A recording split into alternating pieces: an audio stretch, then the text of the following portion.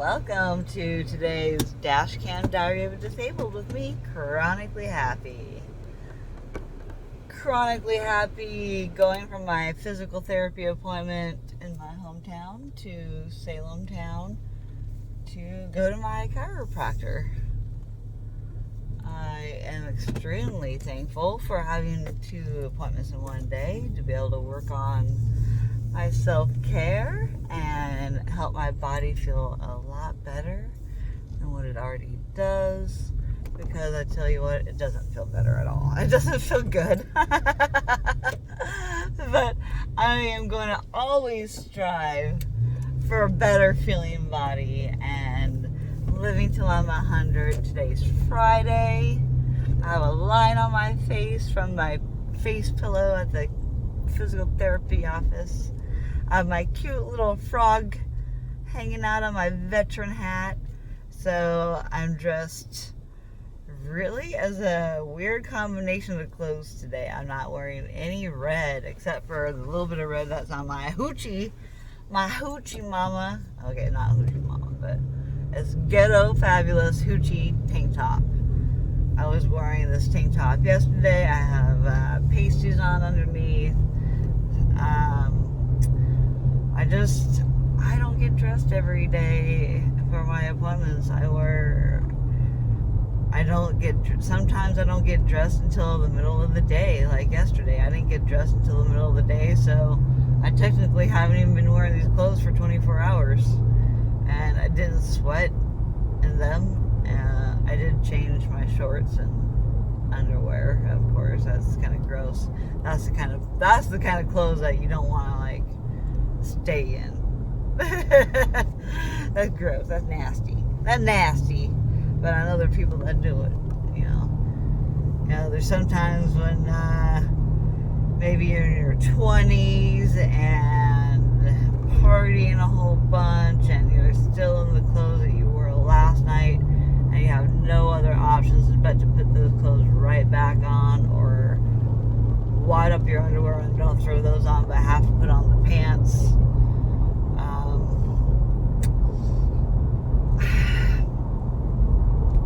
It was my 20s.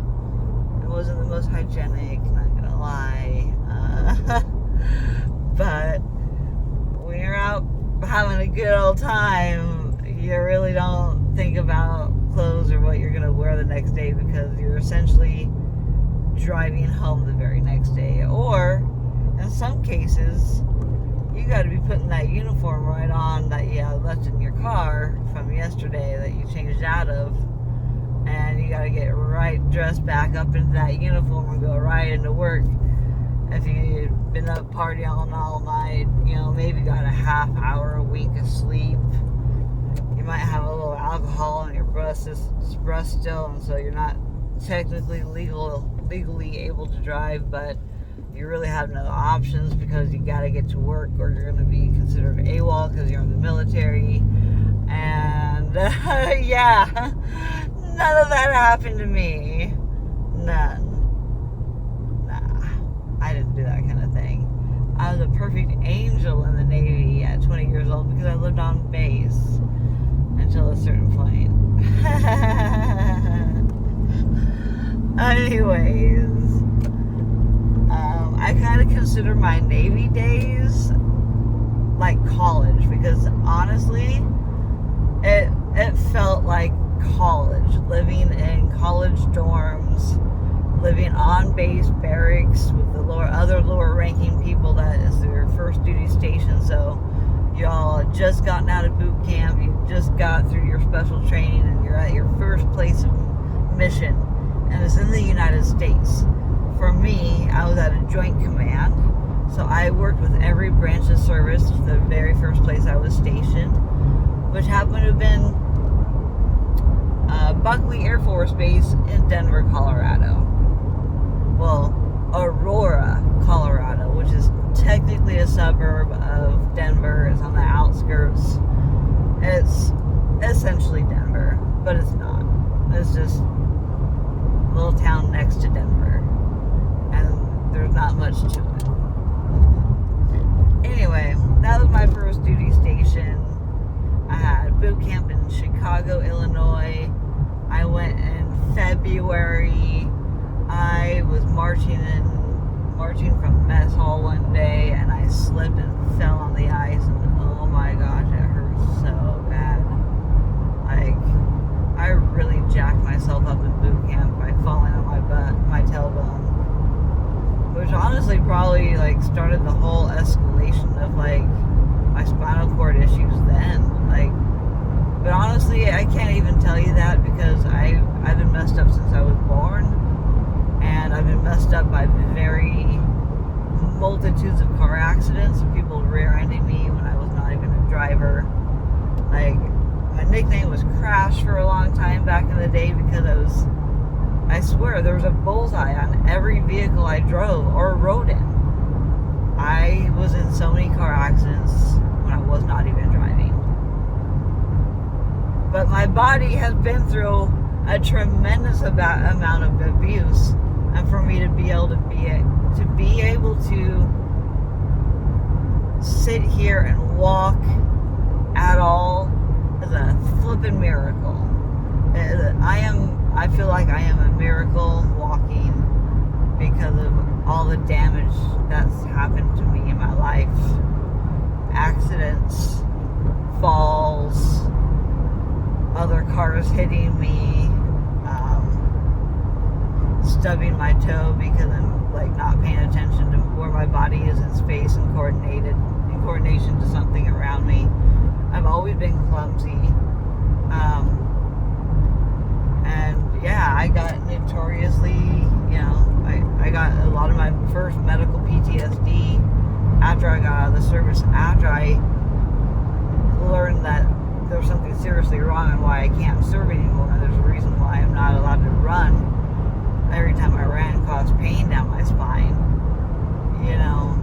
and then it becomes a constant chronic pain because things in your spine aren't aligning correctly, because there's something wrong physically, because there's something that's physically positioned in a position that's not normal for the human body. So your body's always trying to adapt and heal, but when it can't adapt to, let's say, your brain coming out the bottom of your skull and squishing your spinal cord and making it so you have all kinds of weird neurological issues that can't be explained by anything other than a herniated disc. But then doctors all tell you that the herniated disc can't cause you that kind of pain. So then you're like, oh, I'm just crazy then. It's all just in my head. When really it kind of was all in my head because my brain was coming out the bottom of my skull. It's called Chiari malformation, and it was one of the very first things that we found on MRI, incidentally, after never seeing it before on MRI before serving, because I had car accidents before serving. I had MRI showing it not being present before my military service. It was 100% military service aggravation of a genetic connective tissue disease that gave way and became so lax and loose because of overuse of my body, because the military overuses your body's capabilities and it pushes your body to a point. And if you're not built for that, like I wasn't, then it's going to go wrong, and it's going to permanently disable the person like me. Had I had known, I wouldn't have all these symptoms until later in life, but they probably still would have happened, and I still would have been dealing with a lot of these problems whether I had served in the military or not. But I do fully believe that the vaccinations were also a contributing factor, along with the physical abuse that the military pushes upon every single person that serves, because we have to be fit. But as we have now learned through a lot of research, not everybody can be put through the same kind of, regardless of man or a woman. Men also get this connective tissue disease. Men also have the same problems that I have. They present slightly different, but they are still major problems, and somebody like me should never serve in the military. However, for people that have emotional dysregulation, military is great for that because they manipulate you into that as well. But they also, what the military provides somebody, if you're on the spectrum, the routine of the military is superb for somebody on the spectrum. Like, you know what you're doing every day, you know your expectations of what you're to do every day. It is a autism spectrum person's dream to be in the military with structure, routine, knowledge. They teach you everything you need to know, and you're extremely intelligent, and you memorize certain things. And so people that do very well with pattern recognition, aka neurospicy people, a lot of them end up in the intelligence field because we're extremely apt to seeing patterns and connecting the dots with our open minds. And in order to be an analyst of any sort, you have to be open-minded to analyzing everything. And if you're an overthinker, oh my God, it's even better. If you're an overthinker, the military is great because they give you plenty to think about and plenty to learn at a very quick pace. Like, college was boring compared to the military schooling. Military schooling, you learn everything at top speed, and you are just, it takes a very smart person to be able to memorize and do the things that I did in the military for my job.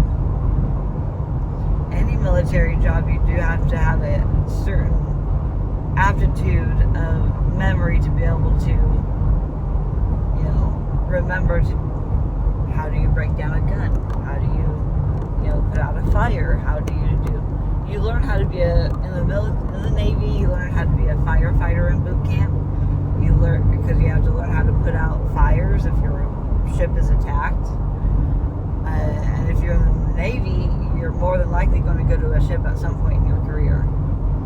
Now, there are a couple jobs in the military that don't go out to sea as often as others. So, a lot of the common sayings of the military is, you choose your rate, you choose your fate. Your rate is your job, is your rating. Your rating is what you are rated for in the job. You have a job that you rate highly in. So you're an expert matter. You're an expert in your field, essentially. So they call it your rate, your rating. In other branches, they call it other things. MOS is where that comes to the top of my head for one of the branches. I don't recall if it's Army or Air Force or Marine. But Marine follows more structure like the Navy does, because the Marines are a department of the Navy. Excuse me for putting my nose on the camera there. Everybody does it, but I try not to be gross in front of camera and do things like that. Excuse me. Let's do it off camera for a sec. God, it's like that internal itch tickle, like right here, like right inside the nostril. Oh my gosh, it just tickles like right where my piercing is. It's like my piercing is tickling my nose like spider legs. And no matter what I do, I'm like, it won't get loose. So excuse me with my facial expressions with my nose this morning, and it's just bothering me. Need to ignore it. Think about other stuff. So yeah, today's more a little talking about my military. You know, I don't typically talk about my military service as much, except for when I have my Dashcam diary of a disgruntled disabled veterans, and that's usually just because I'm disgruntled and I identify as a disabled veteran. Some days I don't. You know, it's hard to define what I am since I no longer am part of the working force. And I've had friends on I've had supposed friends on my Facebook for a long time. You know, people that I've met throughout my entire lives, either through going to grade school together, middle school together, high school together, and we decided we like to keep up to date on each other's lives as adults, like 40-something years later, 30 years later. I have a lot of people on my friends list that I just know from at least one point in my life, and whether we communicate regularly or not, we really don't. But it's nice that when I do have a hair up my butt or something and I do want to contact somebody and talk to somebody because it's been a while, you know, just do a check-in, a wellness check, and be like, hey, what's up? How are you? A lot of the times other people are the ones that are doing the checking up on me. Usually it's not me initiating it. I get in my patterns of talking to certain people, and I go through phases of like, oh, I really love talking to this person. It's been so long, so I'm going to talk to this person for like several days in a row, and then boom, don't hear from them for years, and then all of a sudden, boom, I want to talk to this person again. Let me find them on Facebook for a second. Anyways, my Navy days, I did a lot of lack of sleep. My body can't handle the lack of sleep these days, and my boyfriend is catching up to him too, staying up playing late in Call of Duty till 1 o'clock in the morning. I was right there with him. We both had to get up at the same time this morning. I was having a lot of issues with my Facebook Messenger yesterday, and it was really irritating. I had to uninstall and reinstall the app like 5 times because I went from public. So because of my whole crisis that happened with that one lady last week and not going to the festival and wasting all that time and money to just not go, I'm finally like calming down about that. I'm not letting it get to me anymore. What's past is past. I can't change what happened. There's no sense in dwelling on what happened. There's no sense in dwelling on it. I'm ready to just move on. I'm ready to just move on and just focus on what I need to focus on, and that's my everyday life and being present and keeping in contact with certain connections. Right now it's very important I keep in contact with my Ray family. My Ray family are everything to me right now. And not all of them mean the same thing to me. And I want to have deeper connections with a lot of them. It's just I don't know their schedule, and you know, trying to plan and coordinate with them.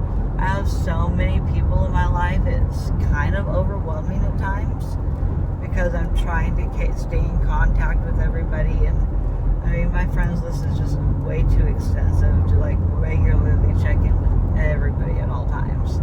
But I do have a lot of people that, you know, have unfriended me that is either because A, we have had some kind of disagreement about something, or they just don't feel like they like what I post, or they just can't handle what I post, or they just don't want any part of my drama that when I do post. I know I put a lot of scares on a lot of my Facebook family. I normally don't post on there, and I posted a couple of Facebook lives, and I'm still getting calls days later from people that didn't see my post right away that are still checking on me today. Thank you, God. I feel very blessed to have so many people in my life really care about me And a lot of people aren't used to seeing me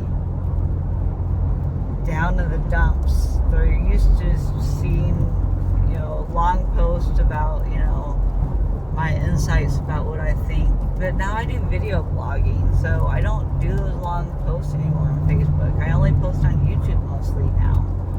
Like, I told my friends and family, if you want to know what's going on, just go to my YouTube. But a lot of people don't use social media. A lot of people are old school, and a lot of people just use Facebook, which is kind of sad. I wish more people would move to YouTube, because you can learn a lot of things on YouTube. And I mean, you can fix anything and watch any video and figure out how to fix anything on YouTube. You can listen to people's commentaries, you can listen to people's lives, you can listen to anything your heart desires. You can learn anything you want on YouTube. I have learned a lot of my medical information on YouTube. Do I take a lot of it with a grain of salt? Yes. Do I freaking go back and Google and don't use AI chat GPT? I do a lot of research when I do get into a topic, because I have my superpower of ADHD, and I can focus on one topic if it interests me enough, because one, it interferes with my life and it's something that I need to learn about, because it's something I don't know anything about, and I need to learn what can be naturally done to slow down whatever process that it is that's destroying my body, or if it has anything to do with like different lab results. I'm always getting labs done. My ER doctors were so confused on why I keep getting blood work every 2 weeks, and why I'm monitoring myself that much. Who are you to question how I'm monitoring myself? Why? Why does it matter to you? You're an ER doctor. Am I wasting all these resources for no reason? No. In his eyes, probably yes, because he also did not want to give me an antibiotic shot when I asked for it. But this doctor is just a nurse practitioner, and sorry, but I pretty much have the knowledge of a nurse practitioner too. I just don't have the certification. I really wished I could go back to school and get certified in some kind of medical care, just so I could be taken more seriously. Just because I don't have a piece of paper in that freaking field. I have a Bachelor of Science though, and I do have a science background, and I do know how to use proper citations and sources.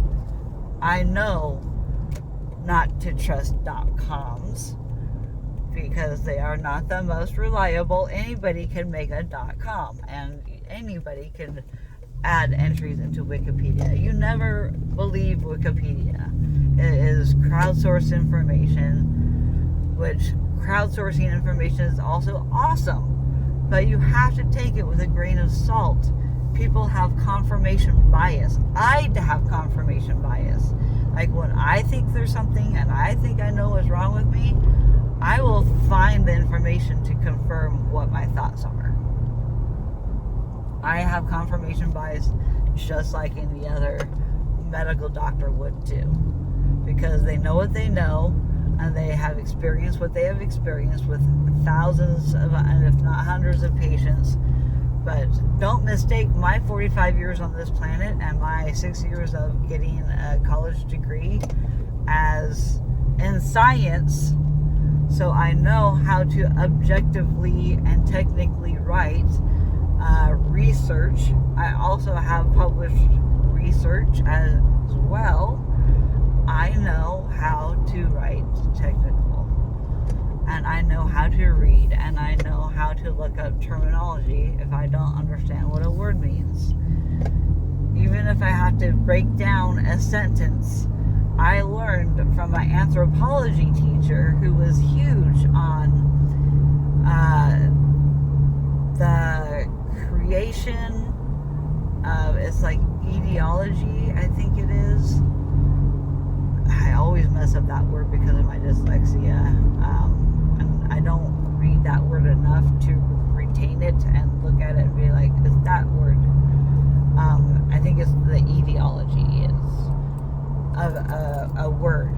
And so basically what I'm trying to say is when you break down a word, every single word has an origin. And a lot of words are built upon multiple words stuck together, especially in science. And scientific terminology of things, especially anatomy and biology and systems within the body, the terms of diagnoses and illnesses and syndromes, they are all part of the terminology, is part of the diagnosis. So if you break down the word, for instance, I'm almost to my appointment, so I'm going to cut this off, but I'm also early to my appointment, so I can have a little bit of time to talk in the parking lot while I'm at my destination. But anyways, if you break down the word, like the diagnosis, fibromyalgia. So myalgia has to do with the muscles, the myalgia, I believe. Like, oh my gosh, it's good. I'm messing up my terminology already. I'm going to have to Google it and look that up. But anyways, if you Google the term fibromyalgia, you can break down the words into fibro and myalgia. Fibro meaning the fibers within your body, and a myalgia is the malfunctioning of the nerves and fascia. Like, dang it, I'm trying to remember what the dang terminology for myalgia is. Dang it, I'm using the worst example possible because I can't retain the information 100%. I just know what I know, and I know fibromyalgia is essentially the misfiring of nerves within your body. That's essentially what it is. It's your body's messenger signals that are jacked up, and they're getting the wrong signals, and so they're making your nerves hurt in various parts of your body that doesn't have any rhyme or reason. So it affects your muscles into muscle spasm because your nerves are misfiring. So then you have this pain, which is a combination of muscle and nerve pain, which is what people with chronic pain typically get diagnosed with when you have imaging that doesn't show the typical problem. And typical problem being an entrapped nerve by bone. And so they can physically see that on MRI. But they will always just do x-rays first. They're always like, we have to rule out that that is not bone related. So once it's not bone related, then they're like, okay, well, maybe it's muscle related. So then we have to get an MRI or an ultrasound, or if it's organ related, we have to get, ultrasound. There's so many different imaging studies to be done, but MRIs with contrast will show you almost every little thing that you need to know.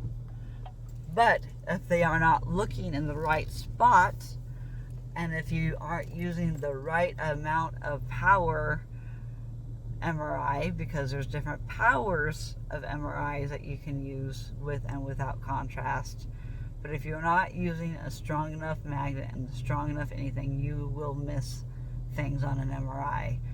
MRIs are not definitive.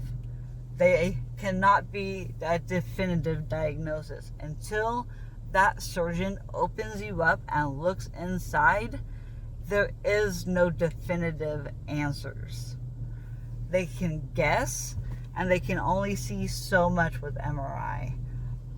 And they miss things all the time. And it honestly depends on the doctor who reads the MRI. And that's why they will also have a second and a third person review what the doctor has written. But usually the doctors don't want to step on another doctor's toes. So typically, they won't rewrite your MRI report. They will typically just agree with the first person's diagnosis of what they see, and they will just run with it. They really don't do quality control like you think they do. I have never once seen my MRI change, except for taking the same MRI to 2 or 3 different neurosurgeons, and each neurosurgeon tells me something different. When I take the imaging with me, the report, my neurosurgeons don't want to see the reports. They will, of course, take that neurosurgeon's opinion into consideration, but they want to see the MRI themselves with their 2 eyes to look for what they need to look for, because there are so many things that can happen along the spine that not every neurosurgeon is specialized in. They are typically just specialized in recognizing arthritis in the spine and, oh, there's an incidental bone island. Okay. Oh, there's some arthritis. Oh, there's a hemangioma there. Oh, well, these are just visualizations of what we see. We don't really know enough. We just know that this is what we see, and typically these things aren't the cause of anything that we know of. And so then the chronic pain patient is left with no answers and is sent through just neurologists. And neurologists study more things like Parkinson's and other neurological disorders that doesn't have anything to do with any kind of intervention of surgery. But they typically, when you see a doctor, a primary care doctor, about back pain, they typically will be like, okay, well, what are your symptoms? Okay, if it sounds anything neurological with like nerves, they're like, okay, go see a neurologist. They will send you to a neurologist, and the neurologist is only going to look for those specific things like misfiring of nerves, or maybe there's something they can do like a trigger block, maybe there's a nerve that's, needs ablation or something, then there's those kind of specialists. But then you get somebody like me that has very abnormal development from their spinal cord. I was born with spina bifida occulta, meaning the protective coating around my spinal cord did not form properly, so it essentially kind of leaks, but it doesn't really leak. It just builds up a fluid all along my spine that creates inflammation, that then also puts pressure on my spinal cord, so then I do get neurological symptoms off and on, which then turns into more inflammation, and then the inflammation pain presses onto the nerves even more, so then you have muscle pain, muscle spasm, and then it's causing inflammation, and then the inflammation is surrounding the nerve, and then the nerve is getting pissed off from the inflammation, so then you have 3 types of different pain that you're trying to explain to a doctor, and they're like, that can't be causing that. I'm sorry, it's just not true. And then you're like, well, what do I do? Oh, go to physical therapy. And then they send you to physical therapy, and typically a physical therapist is just going to do the typical, well, here's a protocol of what happens when somebody has like a pinched nerve that isn't bad enough to do any operation on, because it's dangerous to operate and we don't want to take the risk of operating, so we're just going to let this person try and fix it with physical therapy, and that's just not the answer. But then when it comes to after surgery and it's time to recuperate from surgery, then they don't want to give you the physical therapy because, well, they're booked up, and they're booked of all these people that are chronic pain patients that should potentially be surgery candidates, or they're waiting on surgery like me. So I'm going to physical therapy, just waiting on surgery, trying to strengthen whatever I can before I go. So I'm just keep checking the time. I can't see the time. I can't see the clock because it's hidden behind my camera on my vent. So yeah, a little distracted here and there. So it's really just a vicious cycle of just waiting. And anymore, like back in the day before COVID, like, it's so crazy the healthcare pre and post COVID, how it is, because they were always shoving people off on physical therapy, but now it's like, where did all the healthcare workers go? They all either got fired or quit. And there's all these monopolies going on, because there's hospitals buying out hospitals left and right out here in Oregon. So we're essentially getting down to like just two major hospital systems that are trying to take over every other small town's hospital and make it all streamlined into its own. Essentially, it's eventually going to be one big monopoly. It's just one big monopoly, and it's just not going to change. It's going to get worse, and then you're going to have not just big pharma, but big hospitals controlling treatments. And it's already happened with a major educational research hospital up here in Oregon. They do a lot of work and grants from the VA, which they work in conjunction with the VA. And the VA that works with this Oregon Health, it's OHSU, Oregon Health University, Oregon, oh my gosh, Oregon Health. It's Oregon Health University, OHS. Oregon Health Sciences. Oregon Health Sciences, OHS University. Oh my gosh, that is such a mouthful. No wonder I just say OHSU, because I'm just not used to saying the whole acronym out loud. Holy cow. Oregon Sciences Health University is what it is. And so they are buying out all kinds of small businesses and pretty much just empty buildings now. They're buying out all these small companies. And then also Salem, Oregon, there's only one hospital in Salem, Oregon, and they're buying out all the smaller clinics and specialties. And Santiam Hospital, I think in Silverton area, or Silverton Hospital, I don't know what the name they go by, but their hospital I think is also going to be getting bought out.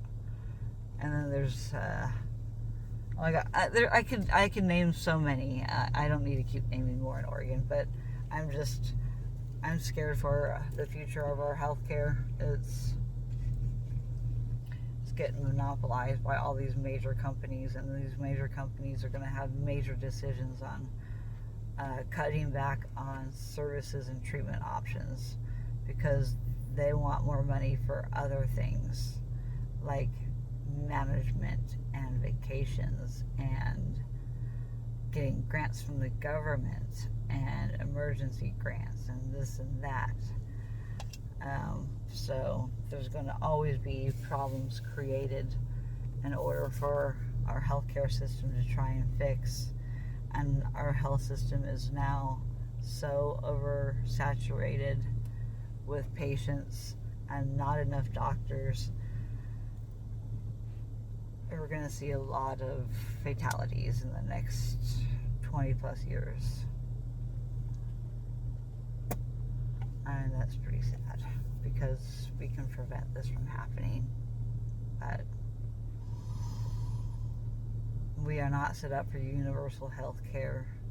If we were set up, it would have been a lot more smoother. We are not set up for it. I hope America sees now why it was a bad idea. And then look what COVID did. COVID pushed it to the forefront and said, look at me. Look how effed up I am. And now we are here where we are today, with jacked up healthcare, not enough providers going under because they aren't monitoring their patient load, like one of my doctors. Yeah, I'm slipping through the cracks without even trying to, because I don't know who to contact, because there is nobody to contact, because their staff quit. So I don't know how to get the help I need in certain areas anymore. And so I got a lot of phone calls to make later today while I'm really tired. I'm going to need to write all of this down, what I need to make phone calls on. But it's time for my appointment, so I'm going to go get adjusted. I love you all. Thanks for listening to my 20s story about my partying days, and a little bit about my Navy, and a little bit about my healthcare stuff, and just a little bit about healthcare in general, and you know, my thoughts on how things are just jacked up, man. But you just gotta grin and bear it. You just gotta keep going. You never give up. You just gotta never give up on yourself. If you do, your health is gonna decline. The easiest way is not the best way, and us humans are kind of preconditioned to try to take the path of least resistance, just like water. Like, the water always wins. Water always wins. It will wash out houses, cars right from beneath you. Water erodes land. We're sinking into the water every moment, even without the tectonic plates being as active as you feeling earthquakes physically. We are having minor ones constantly. Things are shifting 100% all the time. We're constantly moving and we're constantly changing. And so that is the only constant in life, change. So chew on that for a while. The only constant in life is change, and you either go with it or you don't. And if you don't, you're going to get left behind. And when it comes to social media and social platforms, if you don't learn it, you're getting left behind, and you're not learning. Your brain needs to continuously learn. It's the only way to thrive. The moment you stop learning is one step closer out the door. Learn. Your brain is a muscle. It is meant to be worked out. Use your brain, work it out, do burpees, do jumping jacks, but whatever you do, keep your brain learning and moving and thinking about stuff. Not in a negative way. Don't have negative feedbacks. You know, feel your feelings, just don't get stuck in them, alright? Keep moving forward. Trust your intuition. Trust yourself. Only you know yourself better than anybody else. So, love yourself, learn to trust yourself, make better decisions for yourself. And I guarantee happiness will follow. Chronically Happy signing out. Peace.